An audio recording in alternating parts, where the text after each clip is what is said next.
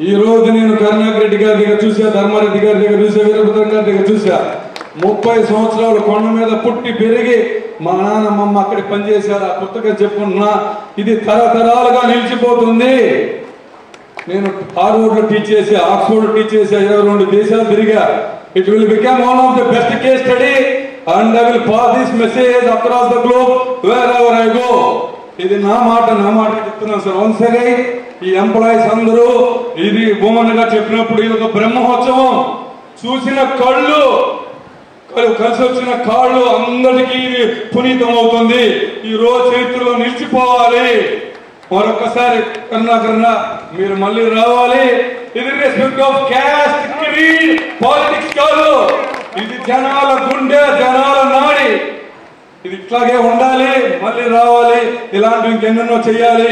అందరూ ఇర్రెస్పెక్ట్ of contract, అందరూ దేవుని నమ్ముకున్న వాళ్ళు అందరికి ఇల్లు కావాలి. ఇల్లు కూడు గుడ్డ అన్నట్టు ఇది ఉండాలి, చెయ్యాలి. ఇంకా చేస్తారు. మనం మళ్ళీ చూద్దాం, చేపిద్దాం, గెలిపిద్దాం, తెప్పిద్దాం. ఇదే నా విన్నపం. Thank you once again. Thank you all. పెట్టుకొని మొత్తం శరీరంతా తడిసిపోతే కూడా ఎందుకు బాబు మీకు ఇదంతా అంటే ఇది వాళ్ళకి చేసి ఇంతకంటే మనకి ఏముంది అనేటువంటి చెప్పినటువంటి ఏకైక వ్యక్తి అభినయ్ రెడ్డి. స్వయంగా మేమంతా కూడా చూశాము.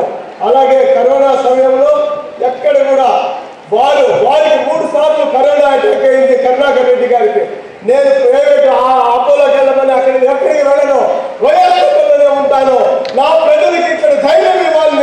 నేను ఏమైనా పర్వాలేదు అని వైఎస్ఆర్లోనే వారు అడ్మిట్ అయిపోయి మనకు ఉన్నటువంటి తిరుపతి స్థానికులందరికీ ధైర్యాన్ని నింపినటువంటి ఘనత మన ప్రియమైనటువంటి మన చైర్మన్ అయినటువంటి కరుణాకర్ రెడ్డి గారికి దక్కుతుంది.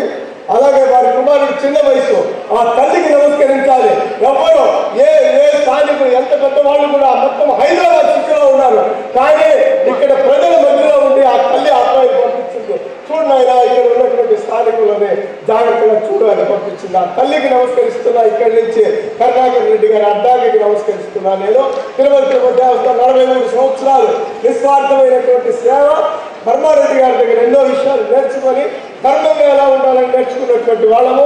అలాగే కరోనాలో 2.5 సంవత్సరాల్లో 1500 కోట్లకి సుమారుగా భారతదేశంలో మొత్తం ఆయనకు ఉన్నటువంటి అంతా ఇన్ఫ్లుయెన్స్ పెట్టి ఎంప్లాయీస్ కి జీతాలు ఆకూడదు, రిటైర్ అయినటువంటి పెన్షనర్స్ కి జీతాలు అందాలి సకాలంలో, 1వ తారీఖు జీతం తీసుకునే భారతదేశంలో ఏకైక చరిత్ర ఒక్క తిరుపతి దేవస్థానం ఉద్యోగస్తులు.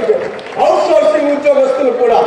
సోర్సింగ్ ఉద్యోగస్తులు వాళ్ళు రాలేదు, అడిగిన వాళ్ళు అడగకుండా ఉన్నవాళ్ళు ఎంతమంది 9,900 మందికి ఒక్కొక్కరికి సగటున 7,000 నుంచి 10,000 రూపాయలు జీతం పెంచి ఆ పెంచిన జీతానికి కరుణామయుడు కరుణ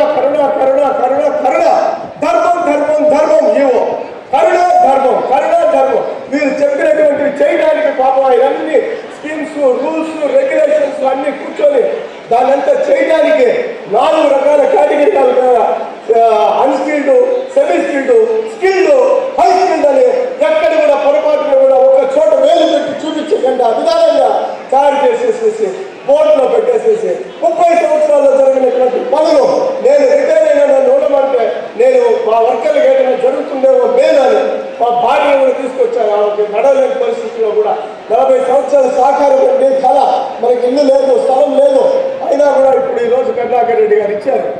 దీనికి కూడా పూర్వం ఇంకా చెప్పాలంటే సమయం చాలా తక్కువ ఉన్నది. ఈ ఎస్విపిసి వరల్డ్ వైడ్ గా స్టార్ట్ చేసింది పునాది చేస్తే ఈ రోజు ఈ 2 సంవత్సరాల్లో ఎంత దీని మీద స్టడీ చేసి ఎక్కడెక్కడ పండితులు బయట వాళ్ళు కాదు లోపల ఉన్నటువంటి దేవస్థానంలో ఉన్న పండితులు వెలికి తీసి నాద నిరాజనంలో దీనికి సొల్యూషన్ ఏమైనా దొరుకుతుందేమో ఈ ఎంప్లాయీస్ కి దీనికి ఈ కరోనా కానీ వేద యూనివర్సిటీలో రీసెర్చ్ అంతా చేయించి అద్భుతమైనటువంటి కార్యక్రమాలు చేసి మానసిక ధైర్యాన్ని ప్రపంచానికి అందజేశారు ధర్మారెడ్డి గారు. మేము పెన్షన్ ఆఫీసెస్ లో ఒక 2-3 విషయాలు ముగిస్తా. నేను పెట్టారు దీనిలో ఈ రోడ్ల ఎక్స్పాన్షన్ లో అనేకమైనటువంటి సాధక పాత్రలు ఓర్చి సహాయం చేసినటువంటి అభినయ్ రెడ్డి గారికి, అలాగే పెన్షనర్స్కి ముఖ్యంగా సీనియర్ మోస్ట్ వాళ్ళకి మీరు ముందు స్థలాలు ఇవ్వాలి అని మా తరఫున కూడా వారు వాదించి మా జాయింట్ ఈవో దగ్గరికి వచ్చి చెప్పింది కూడా మేము వారికి కృతజ్ఞతలు ప్రత్యేకంగా తెలియజేసుకుంటూ మాకు ఈ అవకాశం ఇచ్చినటువంటి పెద్దలందరికీ నమస్కరిస్తూ మరీ చైర్మన్ గారికి, ఈఓ గారికి, జేఈఓ గారికి, పెద్దలందరికీ కూడా ఇచ్చేసినటువంటి వారందరికీ కూడా నమస్కరిస్తూ సెలవు తీసుకుంటాను. నమో వెంకటేశ్వర.